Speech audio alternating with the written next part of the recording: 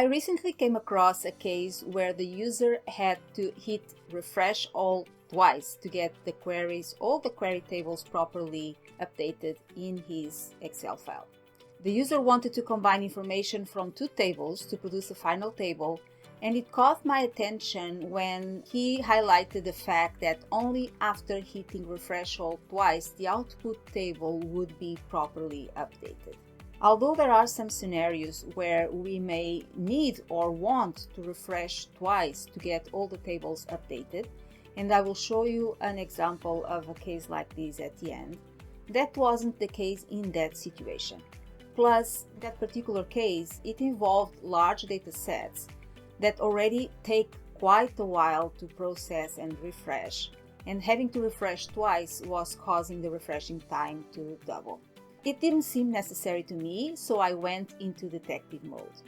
If you have been following my videos for a while, you might be thinking now, oh, here comes Celia with that trick of the enable background refresh again, but this time it is not it. So it is something else, and if you are curious, let's find out what was causing that issue.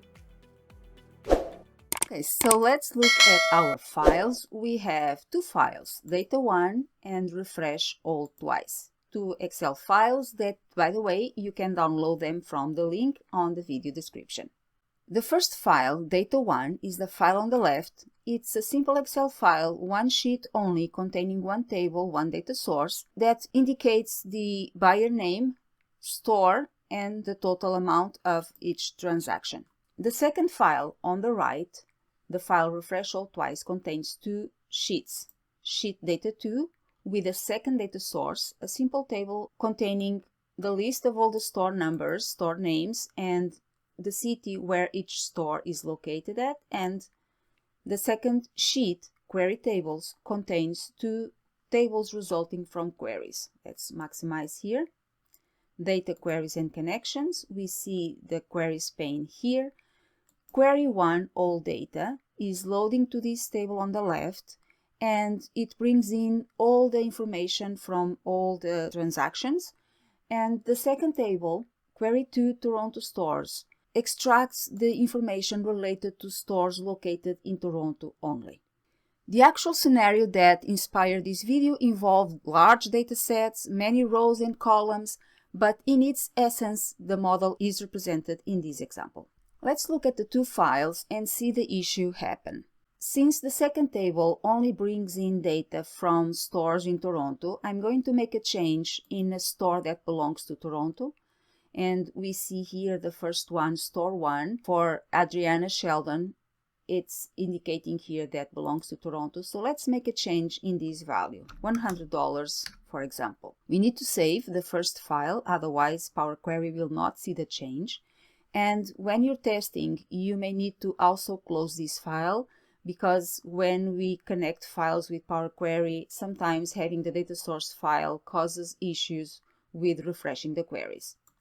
So let's try and see here. If I do refresh all, we see the value changed in the first table, but it did not come through to the second table. Now we click refresh all again, and finally we see the change reflecting in the second table.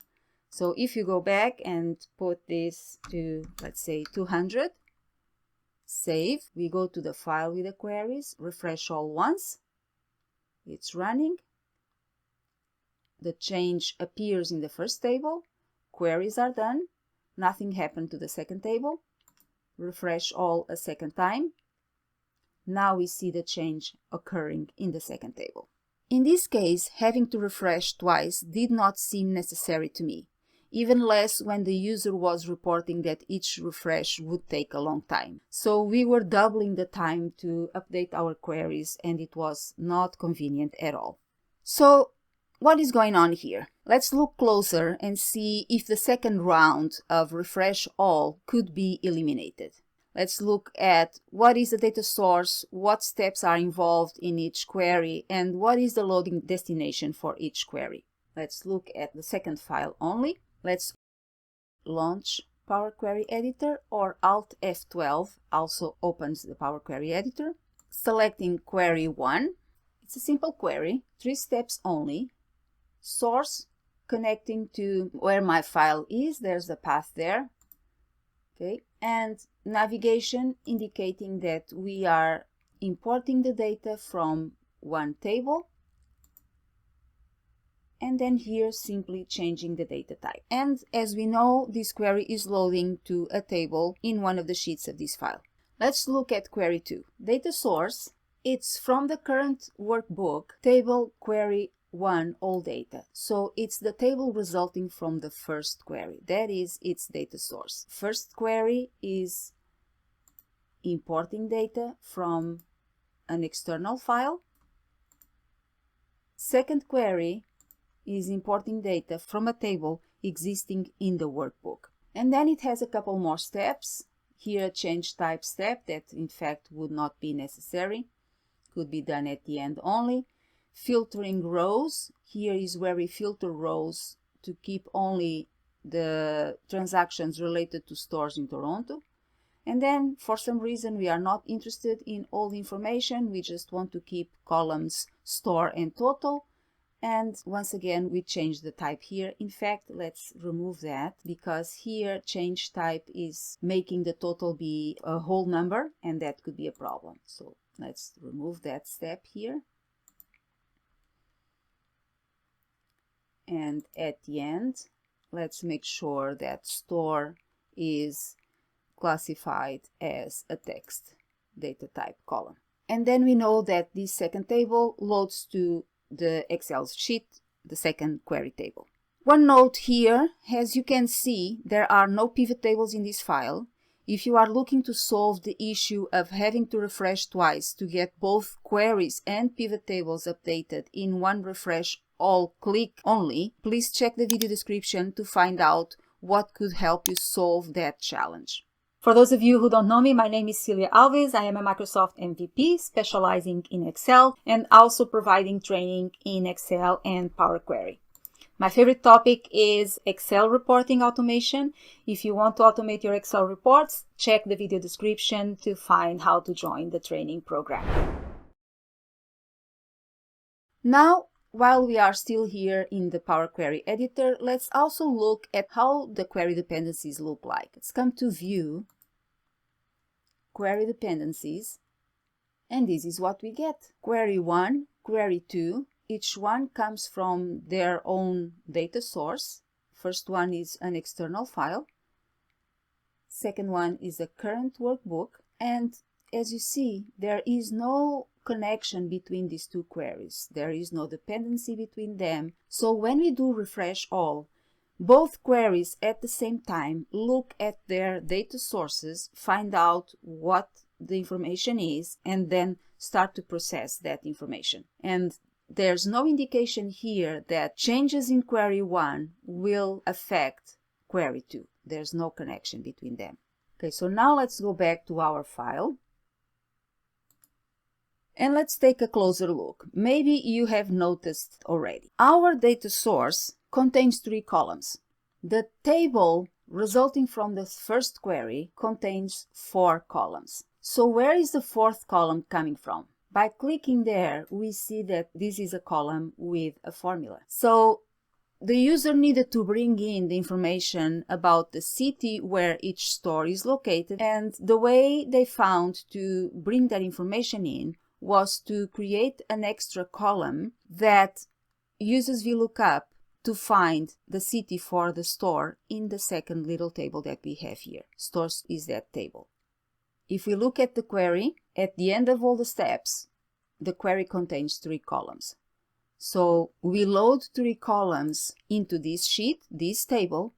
The 4th column is not created by the query. It's an extra column added by the user with an Excel formula. Let's put it gray to remind us that this contains a formula. Then the second query starts by looking at this information here, this table, not the query 1, but the table resulting from query 1, that in fact has an extra column that was not even in the query, takes that as the query 2 data source and filters out any rows that do not belong to Toronto and removes certain columns. So the most important thing to understand here is that query 1 and the table resulting from query 1 are two separate objects, two separate things. And therefore, it will be a different thing to take query 1, the query itself, as the data source to query 2, or take the table resulting from query 1 as the data source for query 2. Before we see how to solve this, let's see again the issue occurring and why it happens. Let's come to the data source, data 1. I'm going to make a change here. Let's put 300, save. Now, when we go to data and click refresh all, both queries start refreshing at the same time. And now you have the image that I showed you before.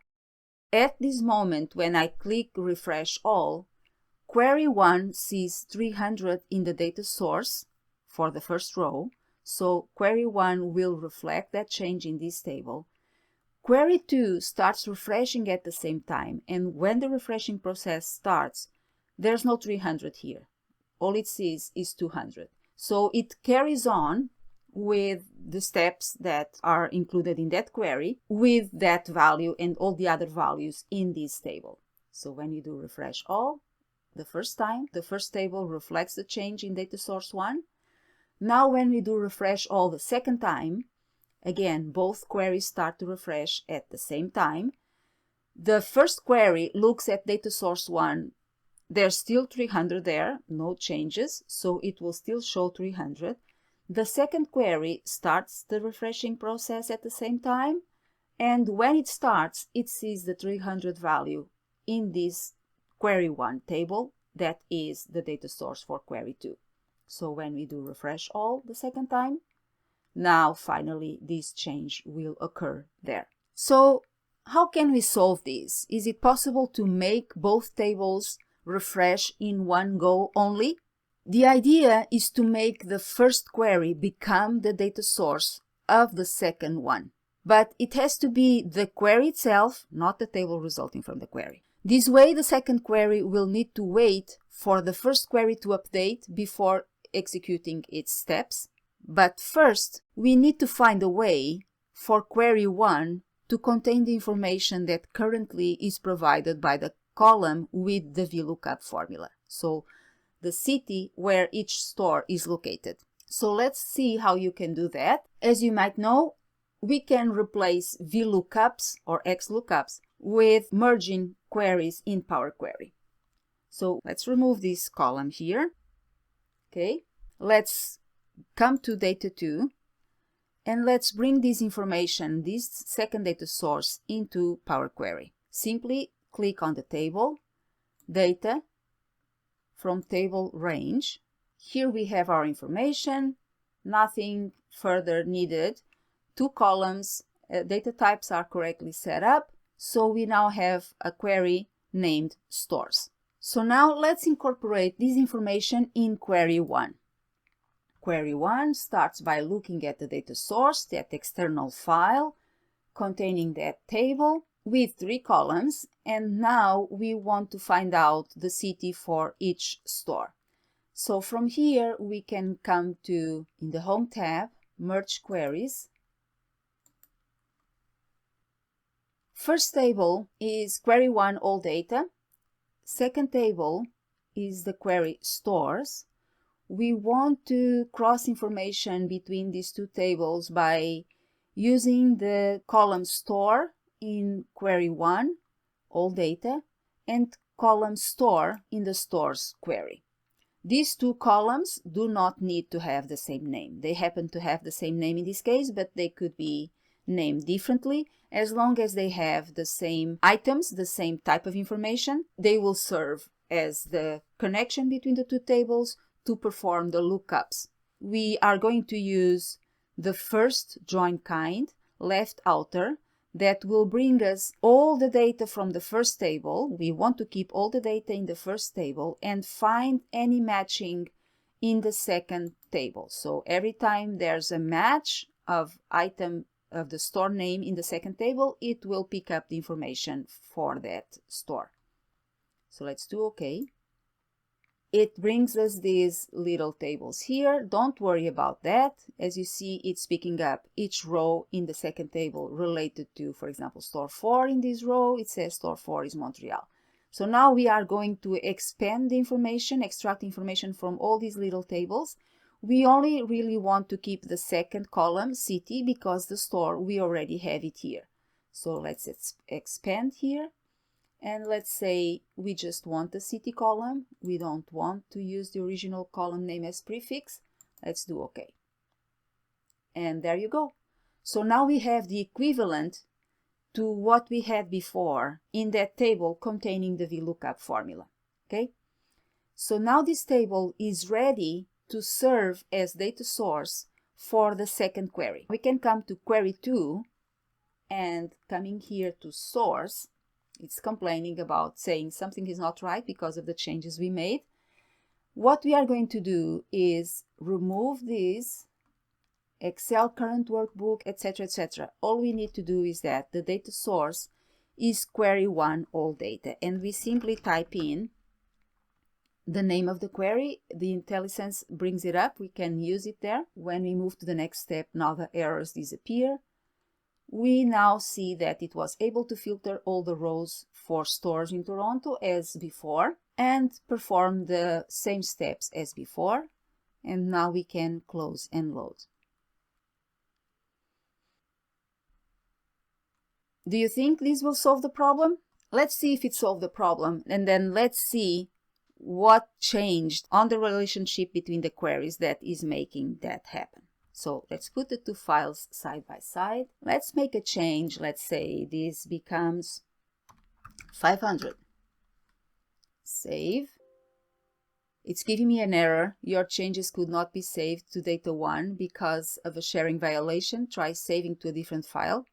This is happening because I have the second file with the queries open, and I had averted you for this possibility before. So let's close. Let's close the second file. Let's save it. I'm going to close this file as well. Let's come to the data source, data 1 file. Change this to 500. Save. Let's close. Now open the second file and let's test. Data. Refresh all. Let's click. And changed in the first query. Changed in the second query. So now one refresh all worked. And why does this work now? Let's open Power Query Editor again, Alt F12, and let's see under View Query Dependencies how the query dependencies now look. Totally different now, right? Quite different. So query 2 comes from query 1. Query 1 is the data source for query 2. And query 1 is using two data sources. One is the external file, the data 1 file, and the other one is the stores table, which is located in the current workbook. So now, when you do refresh all, query 2 looks for changes in query 1. Query 1 looks for changes in the data sources. So when those changes occur, query 1 updates, and then it passes on the information to query 2. But query 2 is reading information from query 1, not from the table loaded by query 1. In fact, let's close here. If we only are interested in the final result of query 2, we do not need to have all this information loaded about all the stores. If we only care about the information about the Toronto stores, we can come to Queries and Connections, and for query 1, all data, we can change the loading destination. Load to, only create connection. Okay. It's telling me that the table is going to disappear. And we can test one more time. Let's put this original value to 50,000. Save. Close. Open the file. Refresh all twice. You can open the queries pane here, Queries and Connections. And now when we do refresh all, we will see all the queries refreshing here and the final table being updated.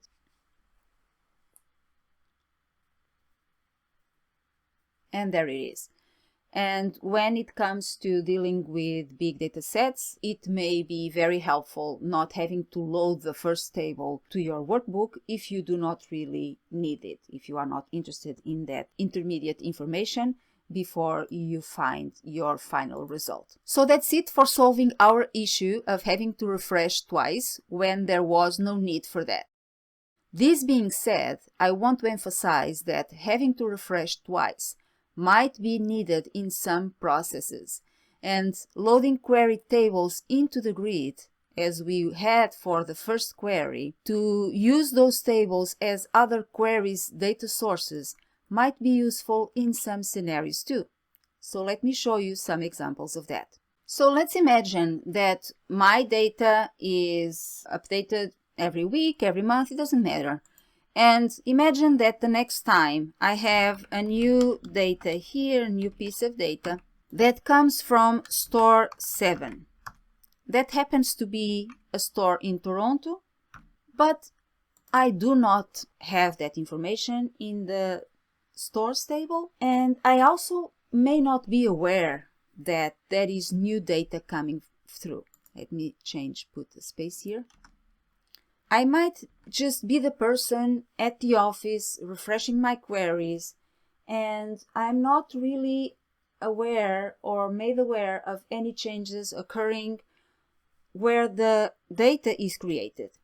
So I need to make sure that if the final result of my queries depend on tables maintained by me, which would be the second table with the stores list, I need to make sure that I have that table updated at all times with all the information for any stores that might be coming in my data. So I need to find a way to check if there are any new stores coming through. How do we do that? In the second file, I have this table with the stores. There's no store 7 there.